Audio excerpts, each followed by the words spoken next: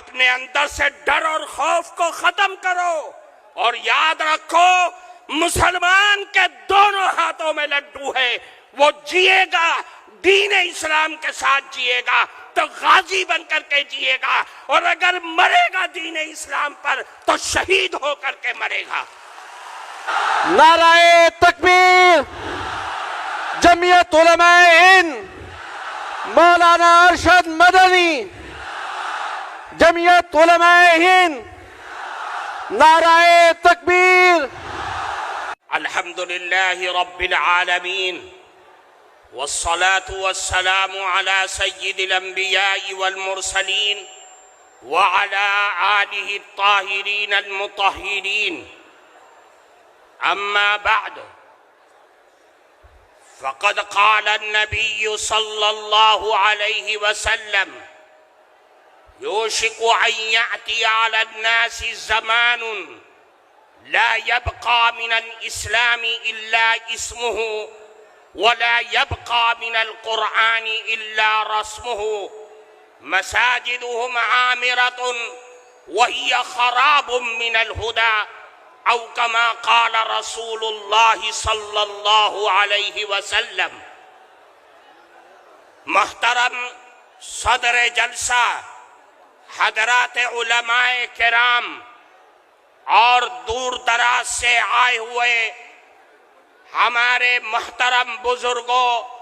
جمعیت علماء کے کارکنان اور خدام اور اس سے محبت اور تعلق رکھنے والے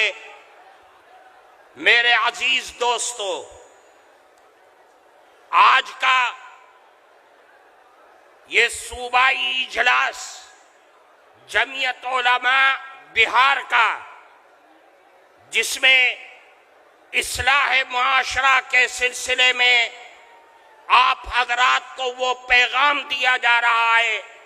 جو پیغام جمعیت علماء کی ریڑھ کی ہڈی کی حیثیت رکھتا ہے۔ میرے عزیز دوستو،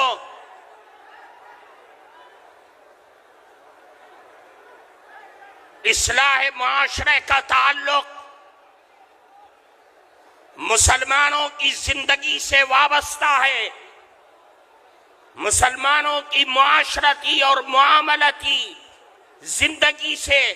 وابستہ ایک پیغام ہے۔ اللہ کے نبی جناب رسول اللہ صلی اللہ علیہ وسلم نے ایک موقع پر ارشاد فرمایا، قیامت تک آنے والے نسل انسانیت کو اور رسول اللہ کی رسالت پر ایمان و یقین رکھنے والوں کو یہ پیغام دیا اور پیشین گوئی فرمائی کہ دیکھو ان قریب ایک زمانہ ایسا آ سکتا ہے کہ لوگ نام کے مسلمان رہ جائیں گے، لیکن اسلام کا کام، اسلام کی تعلیمات اور اسلام کا نظام ان کی زندگی سے ختم ہو جائے گا، اور ایسے بھی حالات آ سکتے ہیں کہ قرآن جو اللہ کی کتاب ہے، اللہ کا کلام ہے، اس کلام کی آیات، الفاظ اور صورتیں باقی رہ جائیں گی، لیکن اس کی تعلیمات، اس کا حلال اور اس کا حرام، یہ سب کچھ انسان کی زندگی سے ختم ہو جائے گا۔ اور ایسے حالات آئیں گے کہ مسجدیں بڑی عالی شان ہوں گی، لیکن وہ مسجدیں ہدایت سے خالی ہوں گی، نمازیوں سے خالی ہوں گی، اور اگر نمازی ہوں گے تو اس نمازیوں کے دل اور دماغ دنیا میں لٹکے ہوں گے، اللہ کے سامنے خشوع اور خضوع کے ساتھ عبادت کرنے والے لوگ دنیا سے ختم ہو جائیں گے۔ میرے بھائیوں، میں آج اصلاح معاشرہ کے نام پر یہ پیغام جناب رسول اللہ صلی اللہ علیہ وسلم کا آپ کو دے کر کے یہ بتلانا چاہتا ہوں کہ اللہ کے نبی نے فرمایا کہ دیکھو ایسے حالات مت پیدا ہونے دینا، ایسے حالات کو جنم ہونے مت دینا کہ آپ کے درمیان سے اسلام کی تعلیم ختم ہو جائے، قرآن کے الفاظ باقی رہ جائیں اور اس کی تعلیمات تمہاری زندگیوں سے ختم ہو جائے۔ یاد رکھو آج جن حالات میں ہم جی رہے ہیں، جن حالات میں ہم سانس لے رہے ہیں، دنیا جو ہمارے سماج اور معاشرے کو تباہ و برباد کرنے پر لگی ہوئی ہے، اس کے لیے ضروری ہے کہ ہم دنیا والوں سے یہ بتلا دیں کہ جتنا تم ہمیں ستاؤ گے، جتنا تم ہمیں آزماؤ گے، ہماری قوت ارادی کو اور حوصلوں کو ختم کرنے کی کوشش کرو گے، ہم رسول اللہ کی تعلیمات، رسول اللہ کے دین سے اپنی زندگی کو وطن ہی وابستہ کر کے تم کو دکھلا دیں گے۔ اور دنیا والوں کو یہ بتلا دو کہ رسول اللہ کی شان میں تم گستاخی کرو یا قرآن کے آیات کی تم بے حرمتی کرو، ہم خباب اور خبیب کے وارث ہیں، ہم بلال کے وارث ہیں، ہم جان تو دے سکتے ہیں لیکن رسول اللہ کا دامن نہیں چھوڑ سکتے۔ اپنی اولادوں کو بتلا دو کہ ہم سمیہ کے ظلم و ستم کو جانتے ہیں،